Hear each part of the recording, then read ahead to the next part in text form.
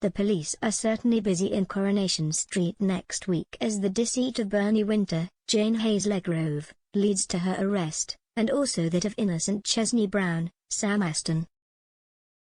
Elsewhere, Sally Metcalf, Sally Dinover, is also slapped with cuffs, which is an odd sight for Tim, Joe Duttine, to wake up to after his operation.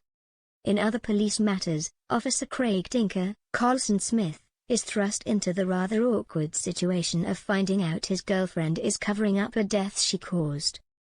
Monday, January 24, Part 1. Dev suggests to Bernie that he'd like to treat both of their families to dinner at Speed Dial and formally announce that they're now a couple. A chuffed Bernie invites the family, but Chesney doesn't know how she can afford it. When Hope's giant stash of sweets is discovered by Fizz, Bernie has a word with Hope and warns her to stay away from Joseph and keep stum about her deal with Clint. While Lydia congratulates Amy on the success of her protest, she's intrigued when Amy mentions how both she and Daniel have overturned school suspensions lately. Lydia quizzes Daniel, and when he reveals how he was wrongly accused of an inappropriate relationship with Summer, Lydia's taken aback.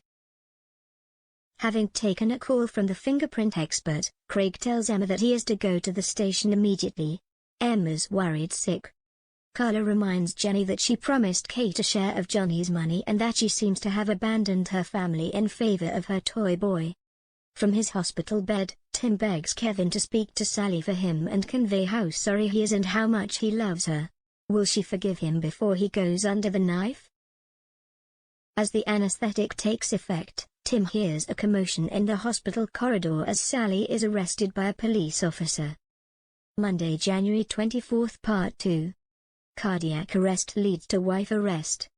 Tim wakes from his operation with hazy memories of Sally's arrest and figures it must have been a dream. Meanwhile, Dev and Bernie host a family dinner in Speed Dial. Taking Bernie's hand, Dev announces that they're now officially a couple. Bernie is still worried about her secret being revealed and stresses to Joseph that he has to keep quiet and not spend his £100 or they will all get into trouble. Elsewhere, Carla calls in the Rovers and thanks Jenny for sorting out Kate's money, but goes on to say that she thinks Jenny's relationship with Leo is inappropriate so soon after Johnny's death. Also, Craig returns home and admits he shouldn't have sent the crutch for fingerprint analysis as he's now in trouble for wasting police resources. Finally, when Lydia voices her concerns about Daniel's checkered past to Sarah, Daisy overhears and immediately leaps to Daniel's defense and assures her he's a lovely guy. Wednesday, January 26, Part 1. Dead Ted put to bed. When Emma reveals that it's Ted's funeral tomorrow, Faye reckons it's a good sign as the police must have released his body. Bernie slips Joseph the video game he wanted, making him promise not to show his mum and dad. When Evelyn finds it, she is convinced he must have nicked it, prompting Bernie admitting she bought it with her pay rise from Dev, making Evelyn even more furious.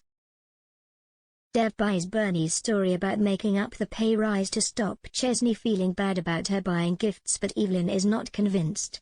Is the game up for Bernie? Meanwhile, when Jenny gets a call that Leo has been injured playing rugby, she is shocked and rushes to A&E, but she gets a bigger shock when she gets there. Elsewhere, Sally and Faye visit Tim.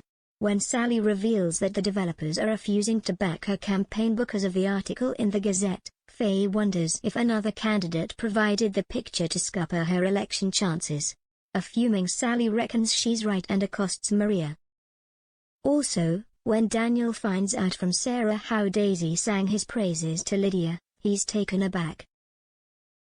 Wednesday, January 26, Part 2. Maybe Daisy.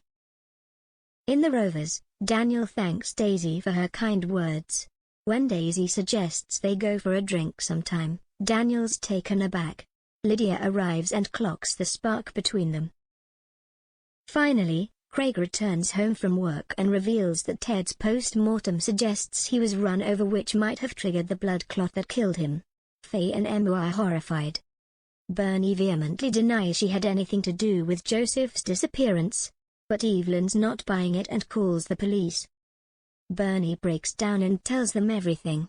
Both Bernie and Chesney are hauled in for questioning by the police.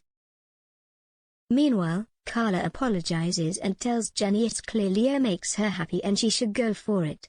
Jenny helps Leo in with his bags and explains to Daisy that he's moving in.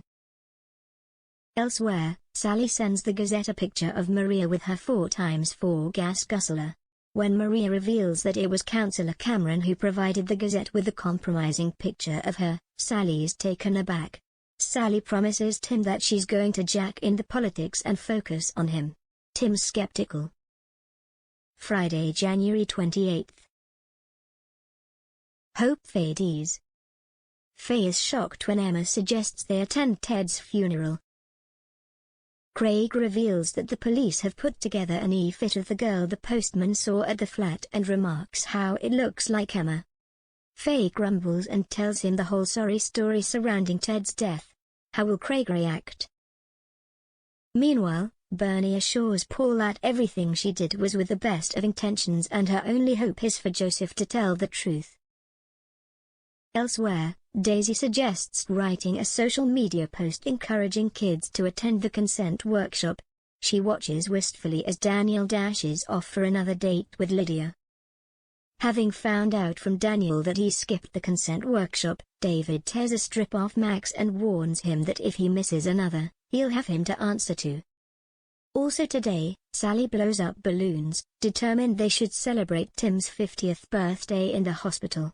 Elaine's disapproving, adamant he needs rest, not a party. With Tim due home tomorrow, Elaine offers to move in and help look after him. Tim's delighted whilst Sally grimaces. Finally, a downbeat Leo returns from work and announces that he's been made redundant. Jenny's sympathetic and to Daisy's annoyance, insists on cancelling his rent.